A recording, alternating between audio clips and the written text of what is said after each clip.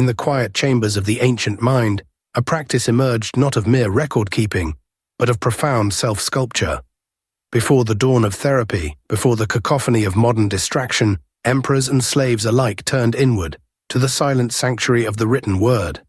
This was not the idle musing of a diary, but the rigorous, unsparing interrogation of the soul.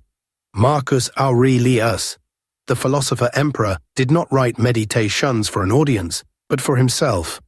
A crucible where character was forged, where logic met emotion, and where the self was held accountable before the grand, indifferent gaze of the cosmos. To write like Marcus is not to simply document life, but to transform it. From the very beginning, Stoic philosophy understood the profound power of self-dialogue. It recognized that the most persistent and influential voice in our lives is our own. Marcus Aurelius, burdened by the immense weight of empire, sought not escape in his writing, but clarity, strength, and unwavering purpose. His journal, what we now call Meditations, was his inner citadel, a place where he could wrestle with his anxieties, challenge his judgments, and reaffirm his commitment to virtue. It was a practice born of necessity, a vital tool for a man who knew that true governance begins with self-governance. He wasn't jotting down events, he was sculpting his perception, hardening his resolve, and reminding himself of the transient nature of all external things. This act of writing, therefore, is not a passive reflection, but an active engagement with the self, a deliberate cultivation of the inner life against the relentless tides of external fortune. It is a commitment to the ongoing work of becoming. The Stoics' day began not with optimism, but with a sober recognition of potential adversity. This is the discipline of Praemeditatio malorum, the premeditation of evils. Seneca, in his letters, often urged Lucilius to steel himself for the day ahead, acknowledging that fortune is fickle and challenges are inevitable. Before the world has even stirred, we are invited to confront the rejections, the frustrations, the disappointments that might lie in wait. Will I encounter an arrogant person? Will I be delayed? Will my plans unravel? By mentally rehearsing these scenarios, we rob them of their power to surprise and overwhelm us. Marcus Aurelius would often begin his day by reminding himself of the nature of the people he was likely to encounter, not as a cynical dismissal, but as a preparedness for their flaws. This exercise prepares the mind, not for pessimism, but for resilience, allowing us to greet the world's inevitable disturbances with a calm and prepared spirit, rather than being swept away by emotional reaction. Epictetus, the freed slave, taught that it is not things themselves that disturb us, but our judgments about things. This insight forms the bedrock of the Stoic discipline of Assent. When something happens, a colleague's critique, a delayed flight, a minor injury, our first inclination is to label it bad, unfair, terrible. Stoic journaling demands that we pause. Can we describe the event objectively, shorn of our emotional overlay? Marcus Aurelius repeatedly admonishes himself to see things as they truly are. Is this event truly evil, or is it merely an inconvenience I'm choosing to resent? By dissecting our initial reactions, we learn to withhold our assent from hasty, negative judgments. We practice seeing the unadorned fact. Someone spoke words, not someone insulted me. The flight is late, not my day is ruined. This conscious act of reframing, committed to the page, weakens the hold of irrational passions and strengthens our capacity for clear, rational response. Perhaps the most fundamental lesson of Stoicism, championed by Epictetus, is the dichotomy of control, distinguishing what is within our power from what is not. This distinction is paramount in Stoic journaling. When faced with a challenge or a desire, the first question we must pose is this truly within my sphere of influence? My efforts, my intentions, my responses, these are mine. The outcome, the opinions of others, external events, these are not. The sting of rejection, for instance, often comes from desiring another's approval, something entirely outside our control. Writing about such situations forces us to disentangle our efforts from the results. Marcus Aurelius reminded himself, you have power over your mind, not outside events. Realize this, and you will find strength.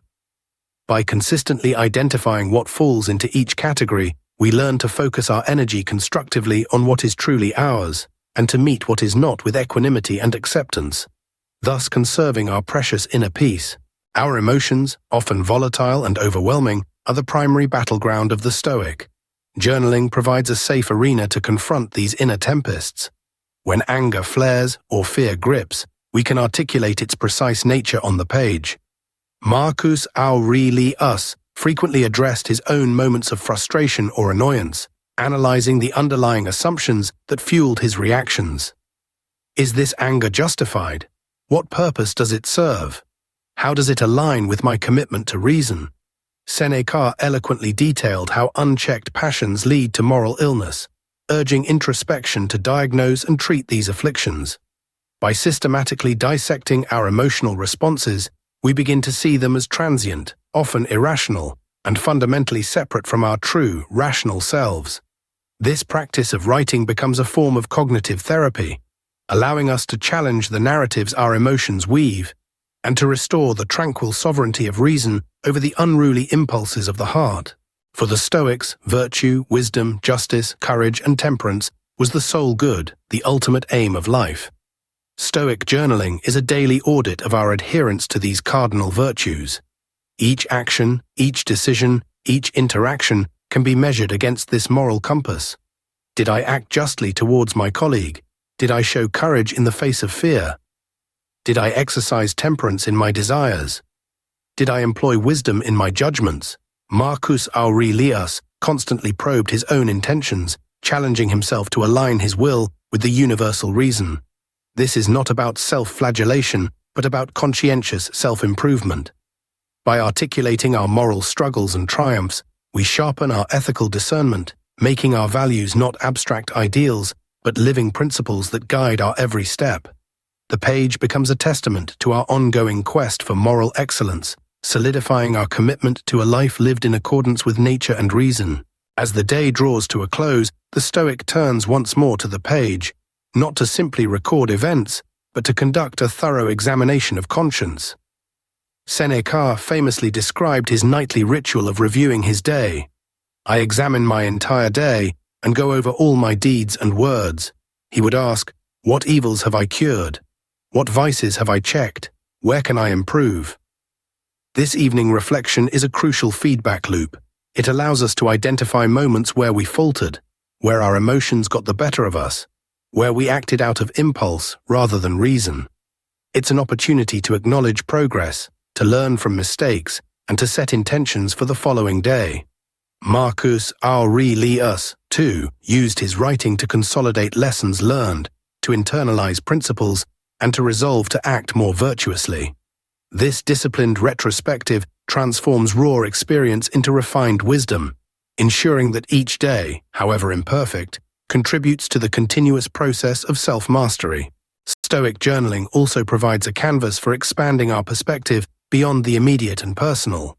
This involves two powerful practices: the view from above and Memento Mori. The view from above is a mental exercise, often recorded in the journal, of imagining ourselves looking down on our lives, our cities, our planet, from a vast cosmic distance. From this vantage point, our petty grievances, our anxieties, our fleeting triumphs shrink into insignificance. Marcus Aurelius would often meditate on the brevity of life, the vastness of time, and the ceaseless flux of the universe. Memento Mori, the reminder of death, is not morbid, but liberating. To acknowledge our mortality, to write about its inevitability, is to strip away the illusion of endless time, sharpening our focus on what truly matters in the precious present.